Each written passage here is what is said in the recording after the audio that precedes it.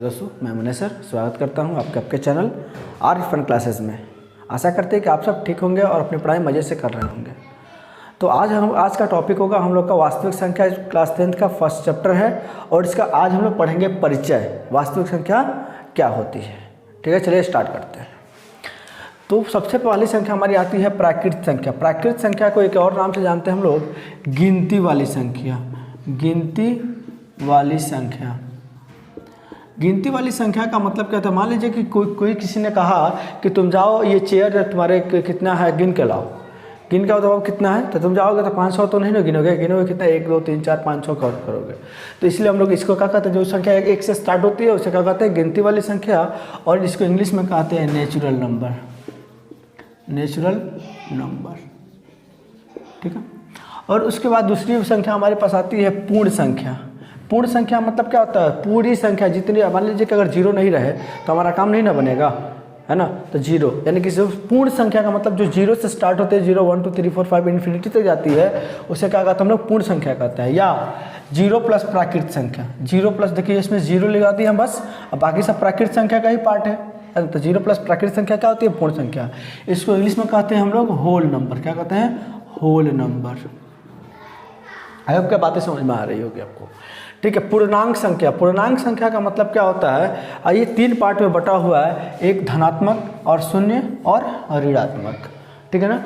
तो यहाँ पे देखिएगा कि धनात्मक का मतलब क्या होता है, जो प्लस में हो या फिर कोई साइन नहीं हो। मान ले 2 लिखा हो या +2 लिखा हो, बात एक ही है, ठीक है ना। तो यानी कि यहाँ पे 1 लिखा है, 2 3 4 5 इन्फिनिटी तो जाएगी, जो भी संख्या जाएगी उसे क्या कहते हैं, धनात्मक संख्या कहते हैं। एक आती है शून्य। तो शून्य ना ही प्लस में होती है और ना ही ये माइनस में होती है, दोनों का काम करती है, ठीक है। चलिए, उसके बाद आती है ऋणात्मक संख्या। ऋणात्मक संख्या का मतलब ये होता है कि -1 -2 -3 -4 -3, मतलब जो भी जितने भी आगे चलते जाओ, माइनस में जितनी भी संख्या होती है सब क्या होती है, ऋणात्मक संख्या होती है। उसके बाद आती है अभाज्य संख्या या ऋण संख्या। क्या कहते हैं, अभाज्य संख्या या ऋण संख्या। अभाज्य संख्या का मतलब वो संख्या होती है जो ऐसी संख्या जो खुद से कटे और 1 से कटे, उसे क्या कहते हैं, अभाज्य संख्या कहते हैं, ठीक है। तो देखिएगा यहाँ पे मैं 1 भी लिख दिया हूँ, लेकिन 1 अभाज्य संख्या नहीं है। एक इसके एक और कंसेप्ट है, ऐसी संख्या जिसके पास जिसका गुणनखंड क्या हो, 2 हो। ऐसी संख्या जिसका गुणनखंड 2 हो उसे क्या कहते हैं, अभाज्य संख्या कहते हैं।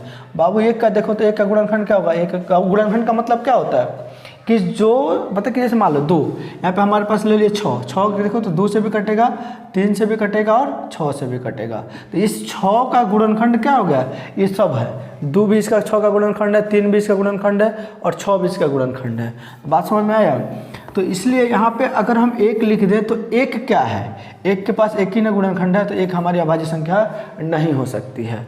अब ले लो 2 के देखो 1 से भी कटेगा और 2 से कटेगा, तो ये अभाज्य संख्या है।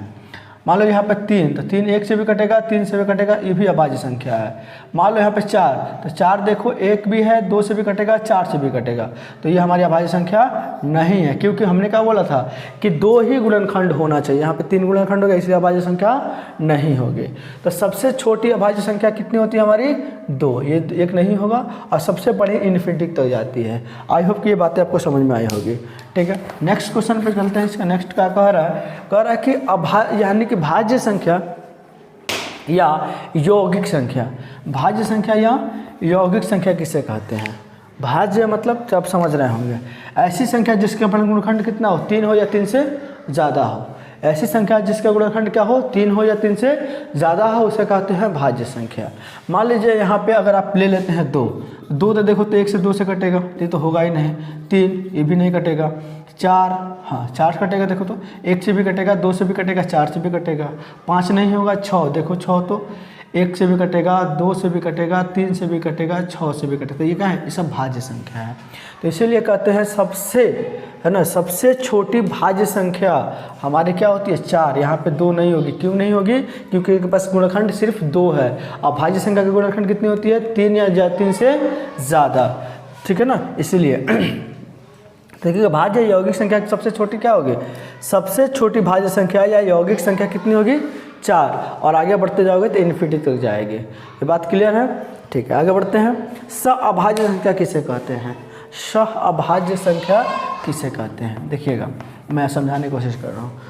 अभाज्य संख्या का मतलब ये होता है ऐसी दो संख्याओं का मौसा, मान लीजिए यहाँ पे हमने ले लिया 2 और यहाँ पे ले लिया 3, इसका मौसा निकाल रहे हैं। तो अगर मौसा निकाल रहे हैं ना तो 2 को तोड़ेंगे तो 1 गुने 2 होगा, 3 को तोड़ेंगे तो क्या होगा 1 गुने 3 होगा। यहाँ पे दोनों में कॉमन निकालिएगा, 1 मिला, तो ये क्या हो जाएगा हमारे अभाज्य सह अभाज्य संख्या हो जाएंगे। अगर मान लीजिए हमने ले लिया 4 और ले लिया 6, तो 4 को तोड़ेंगे तो 2 गुने 2 टूटेगा 1, और 6 को तोड़ेंगे तो कितना आ जाएगा 2 गुने 3 गुने 1, तो देखो तो 2 आया, तो 2 और यहाँ पे 1, 2 अभाज्य 2 HCF निकल गया ना। यानी कि मेरे कहने का मतलब HCF निकलेगा 1, उसका वैल्यू क्या होना चाहिए, HCF का वैल्यू क्या होना चाहिए, सिर्फ 1 होना चाहिए, वैल्यू 1 होना चाहिए। नंबर कुछ भी हो, जैसे मान लो 2 है तो इसका वैल्यू क्या है 2 है ना, नंबर 1 ही भले लेकिन वैल्यू क्या है 2 है, तो वैल्यू 2 नहीं होना चाहिए, वैल्यू 1 होना चाहिए। दो संख्याओं का मौसा जिसका वैल्यू क्या हो 1 हो, वो संख्या क्या कहलाती है, सहअभाज्य संख्या कहलाती है। जैसे 1 और 2, 2 और 3, 4, 5, 6, 7 ऐसी संख्या जो है इस संख्या को क्या कहते हैं, सहअभाज्य संख्या कहते हैं।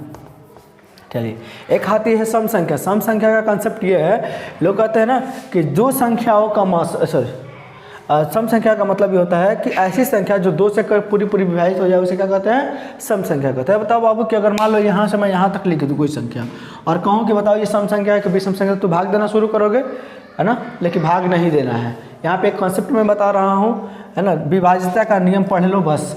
2 से विभाज्यता का नियम क्या होता है, किसी भी संख्या के लास्ट में 0 हो, 2 हो, 4 हो, 6 हो, 8 हो, तो वो संख्या क्या होती है 2 से पूरी विभाजित हो जाती है। तो क्या हो जाएगी, विभाज्यता का नियम समझ में आ गया। तो देखो जो संख्या 2 से पूरी विभाजित हो उसे क्या कहते हैं, सम संख्या कहते हैं। 2, 4, 6, 8, 10, राइट।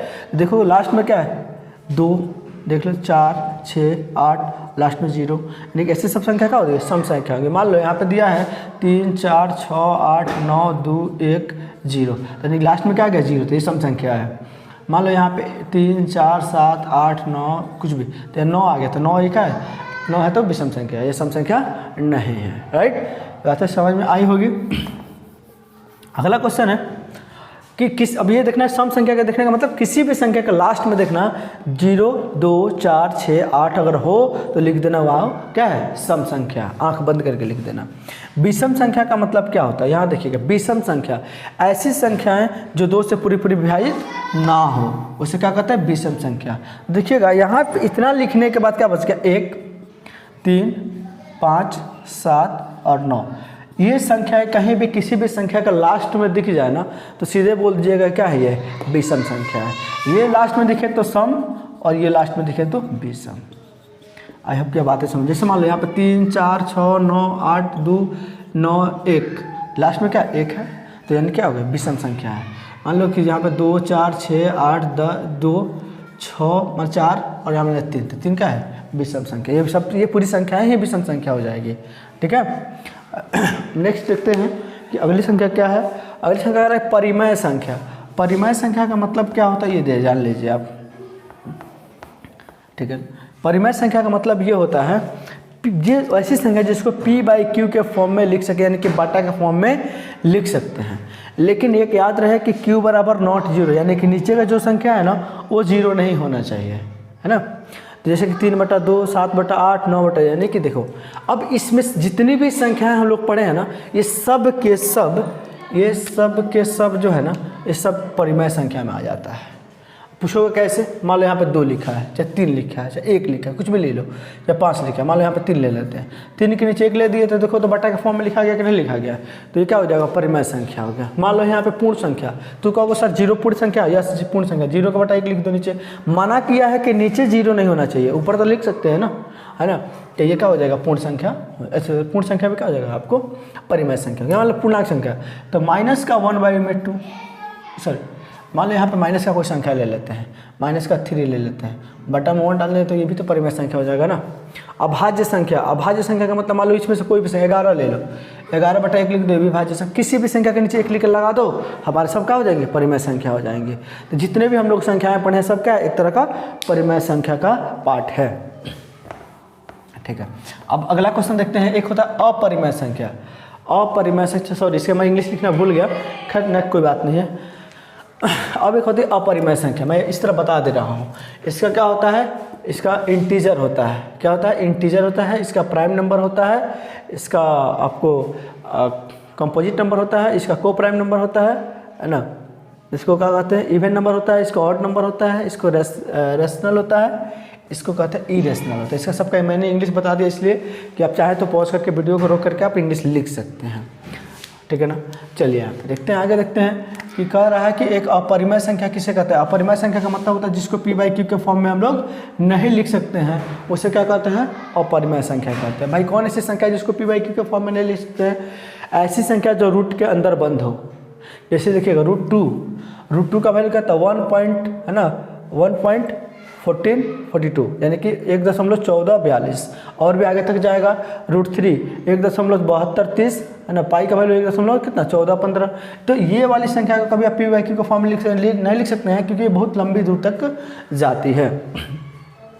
हाँ, पाई हमारी जो है ना एक अपरिमेय संख्या है, लेकिन पाई का वैल्यू जो हम लोग मान लेते हैं 22/7, ये क्या है? एक परिमेय संख्या। ये परिमेय है ना, और ये क्या है? एक अपरिमेय है, क्योंकि ये 22/7 एग्जैक्ट वैल्यू नहीं होता है इसका, हम लोग अप्रॉक्सीमेट वैल्यू मान लेते हैं, ठीक है ना।